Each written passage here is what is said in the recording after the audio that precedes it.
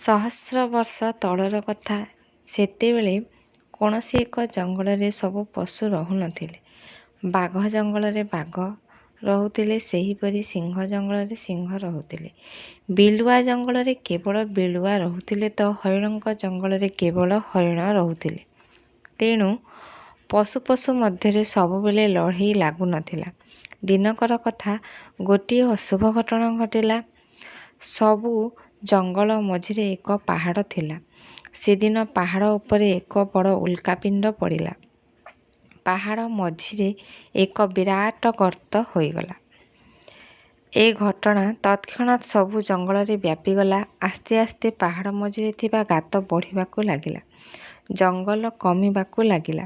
ଜଙ୍ଗଲ ଧ୍ୱଂସ ହେବା ଦେଖି ପଶୁମାନଙ୍କ ମଧ୍ୟରେ ଭାଲେଣି ପଡ଼ିଗଲା। ସମସ୍ତ ବିପଦରୁ ରକ୍ଷା ପାଇବା ପାଇଁ ଭଗବାନଙ୍କ ନିକଟରେ ସମସ୍ତେ ଗୁହାରି କଲେ।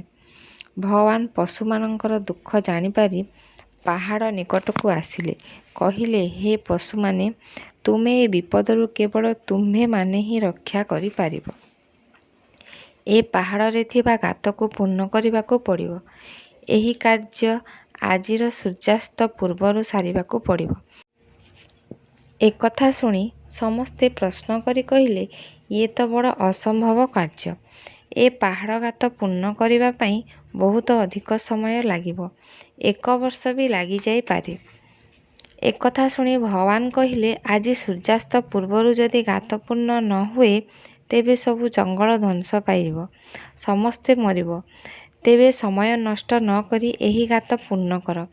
ଏହା କହି ଭଗବାନ ଚାଲିଗଲେ। ସବୁ ପଶୁମାନଙ୍କର ରାଜା ଏକାଠି ହେଲେ। ଶେଷରେ ନିଷ୍ପତ୍ତି ହେଲା, ସବୁ ପଶୁମାନେ ପାହାଡ଼ ଗାତ ମଧ୍ୟକୁ ଡେଇଁ ପାହାଡ଼ ଗାତ ପୂର୍ଣ୍ଣ କରିବେ। ଏହି ଖବର ପଶୁମାନଙ୍କ ନିକଟରେ ପହଞ୍ଚିଗଲା। କେହି ବି ଜଣେ ରାଜି ହେଲେ ନାହିଁ। ମାତ୍ର ଠେକୁଆଙ୍କ ରାଜା ସମସ୍ତଙ୍କଠାରୁ ଅଲଗା ଥିଲା। ସେ ସମସ୍ତଙ୍କ ଠେକୁଆକୁ କହିଲା, ଏ ଜୀବନ ଥାଇ ଆଉ ଲାଭ କ'ଣ? ସମସ୍ତେ କହନ୍ତି ଆମେ ବହୁତ ନିରୀହ ଓ ଦୟାଳୁ। କାହିଁକି ଆମ୍ଭର ଦୟା ଓ ଭାବନା ଅଛି। ଯଦି ଆମ୍ଭମାନଙ୍କର ଜୀବନ ବଦଳରେ ସମସ୍ତ ପଶୁଜଗତ ଧ୍ୱଂସ ମୁହଁରୁ ରକ୍ଷା ପାଇପାରିବ, ତେବେ ଆମେ ଆମ୍ଭମାନଙ୍କର ଜୀବନ ଦେଇ ଏ ପଶୁଜଗତକୁ ରକ୍ଷା କରିବା। ଏକଥା ଭଗବାନ ଶୁଣୁଥିଲେ। ଭଗବାନ ଠେକୁଆଙ୍କର ରାଜାଙ୍କୁ କହିଲେ, ଧନ୍ୟ ତୁମେ, ଧନ୍ୟ ତୁମର ସାହସ। ତୁମେ ଯେଉଁ ନିଷ୍ପତ୍ତି ନେଇଛ, କାଳ କାଳକୁ ଏ ସମାଜ ତୁମକୁ ମନେ ରଖିବ। ତୁମର ତ୍ୟାଗ ବ୍ୟର୍ଥ ହେବ ନାହିଁ।